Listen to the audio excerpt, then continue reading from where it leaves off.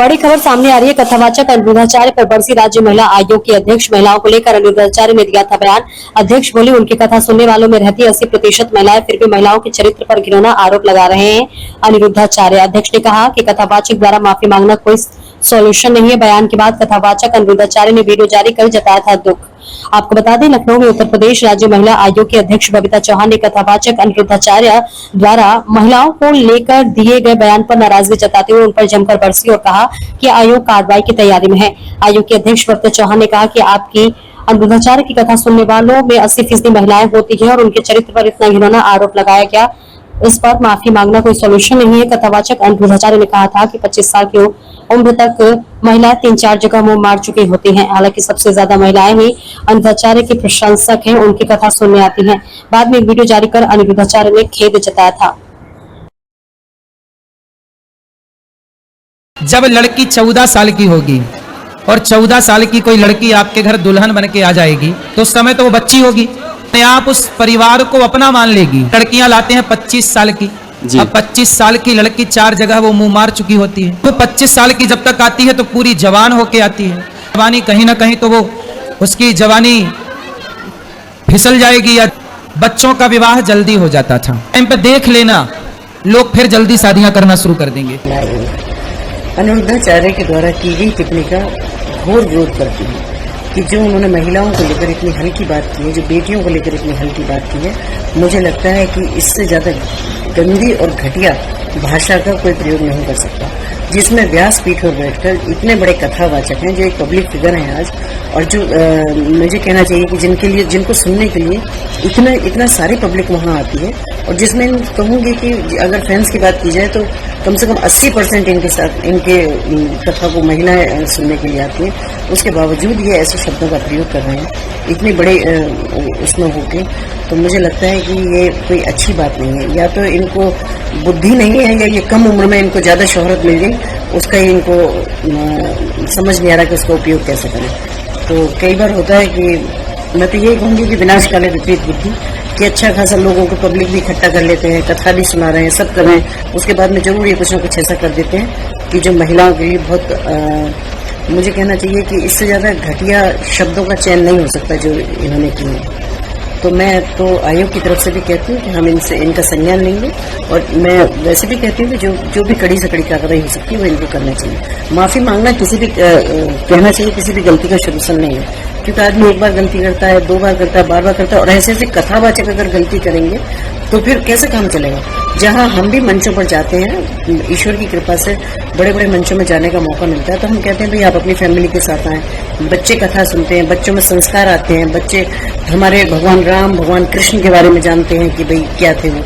तो जब हम फैमिली से, हम खुद आह्वान ये कर रहे हैं कि वहाँ बच्चे आए और बच्चों को ऐसे ऐसे कथावाचक हैं जो इस तरह के शब्दों का प्रयोग कर रहे हैं, तो मुझे लगता है कि क्योंकि आज मैं कह सकती हूँ कि अगर बेटियों की बात की जाए तो बेटियां आज आंगन से लेकर अंतरिक्ष तक आज बेटियों की दौड़ चालू है। और अगर मैं देश की बात करूं या अपने प्रदेश की भी बात करूं तो माननीय प्रधानमंत्री जी आज महिला सशक्तिकरण पर इतना जोर दे रहे हैं, माननीय मुख्यमंत्री जी के द्वारा महिला सशक्तिकरण पर इतना काम किया जा रहा है, उसके बावजूद इतनी घटिया और इतने हल्के शब्दों का इस्तेमाल कर रहे हैं ये, तो ये बहुत ही गलत बात है।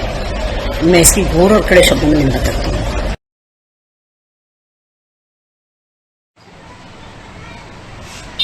25 वर्ष तक की बेटियों के लिए जो एक बयान दिया है, समझ नहीं आता कि कैसे ये लोग हमारे गुरु हैं जिनके मुंह से ऐसे शब्द निकल भी जाते हैं। क्योंकि बेटियों पे आपने ये लाइन कह करके आपने सारे देश की बेटियों को, सारे विश्व की बेटियों को कटघरे में खड़ा कर दिया, और इससे आपकी मानसिकता उजागर होती है कि आप लोगों ने हमेशा बेटियों को उपभोग की ही वस्तु समझा। अगर महिलाओं के लिए आपके दिल में सम्मान होता तो ऐसे शब्द कदापि आपके मुंह में नहीं आते। आज ये बहुत ही अशोभनीय लग रहा है कि आपके लिए हमें टिप्पणी करनी पड़ रही है, और टिप्पणी करने का अधिकार ये आपने ही हमें दिया, क्योंकि आप इतने अपशब्द ना बोलते तो आज ये गुस्सा महिलाओं का ना फूटता। आपको या अन्य किसी भी आचार्य हो, चाहे कोई राजनीतिक व्यक्ति हो, चाहे कोई भी बड़ा अधिकारी क्यों ना हो, हम लोग ये चेतावनी देते हैं कि आप लोग सोच समझ के देश की बेटियों के लिए, देश की महिलाओं के लिए वक्तव्य दिया करिए। हम वो हैं जिन्होंने आपको जन्म दिया है, उसके बाद भी आप एक पल नहीं सोचते हैं और एक अभद्र टिप्पणी आसानी से कर देते हैं। तो आप देश की महिलाओं के क्रोध का शिकार भी बनेंगे, साथ ही साथ आप कहीं ना कहीं खुद भी ग्लानि महसूस करेंगे, क्योंकि ऐसी टिप्पणी आपको कहीं भी शोभा नहीं देगी।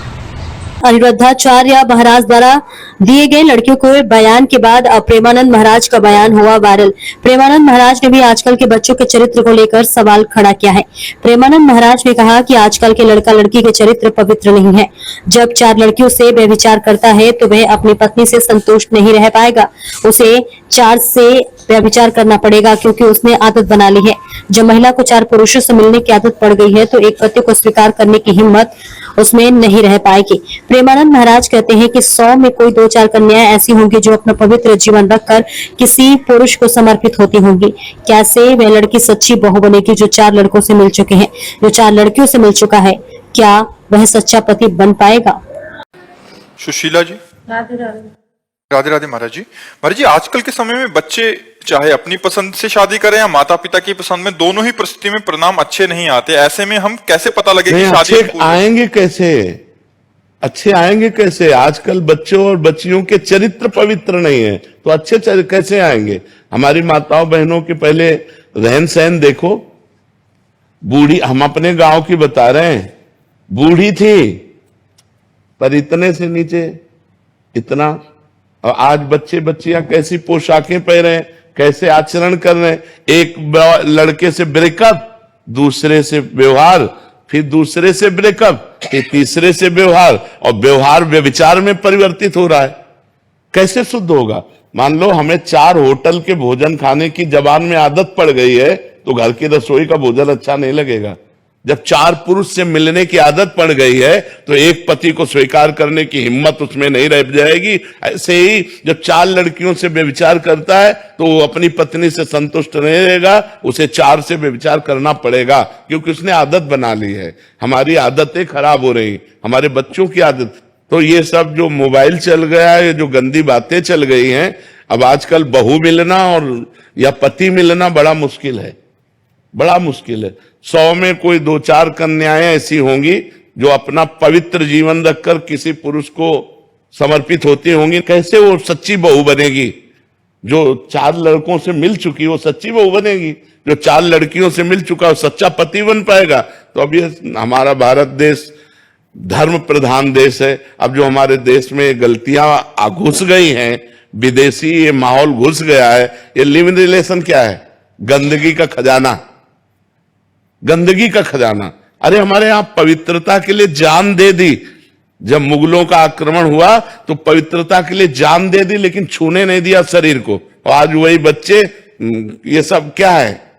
अपने पति के लिए प्राण देने की भावना हमारे देश में रही है कि हमारी जान चाहे चली जाए, मेरे पति का बाल बांका न हो। और यहाँ पतियों के साथ ऐसा व्यवहार हो रहा है। अपनी पत्नी को प्राण माना गया है, अर्धांगिनी माना गया है। कहां हमारे देश की ये भाषाएं गई? ये इसीलिए हो रहा है क्योंकि पहले से व्यभिचार हो रहा है। नहीं, हमारे यहाँ बहुत पवित्र व्यवहार माना गया। ब्याह हुआ, पूरे गांव के देवी देवताओं का पूजन होता था, बुजुर्गों के आशीर्वाद लिए जाते, तब वो गृहस्थ धर्म में जाते थे। आज पहले ही विचार किए बैठे हुए हैं, पहले ही गंदे आचरण किए बैठे हैं। क्या जाने उस पवित्र धारा को, क्या मानेंगे पाणी ग्रहण को? नहीं, जिस पति ने पाणी ग्रहण कर लिया उसके लिए जीवन समर्पित किया जाता है। हमारा भारत देश है, हमारा विदेश नहीं कि आज इसके साथ, कल उसके साथ, परसों उसके साथ। तो माता जी, अब सबसे बड़ी समस्या है कि बच्चे बच्चियां ही पवित्र नहीं हैं। वो अगर किसी तरह से पवित्र मिल जाए तो भगवान का वरदान समझो। हम कहते हैं चलो जो बच्चापन में गलती हो गई, लेकिन ब्याह होने के बाद तो सुधर जाओ। बड़ा विचित्र समय, बड़ा विचित्र समय। गगन जी, कनाडा से। राधे राधे। राधे राधे महाराज जी। महाराज जी,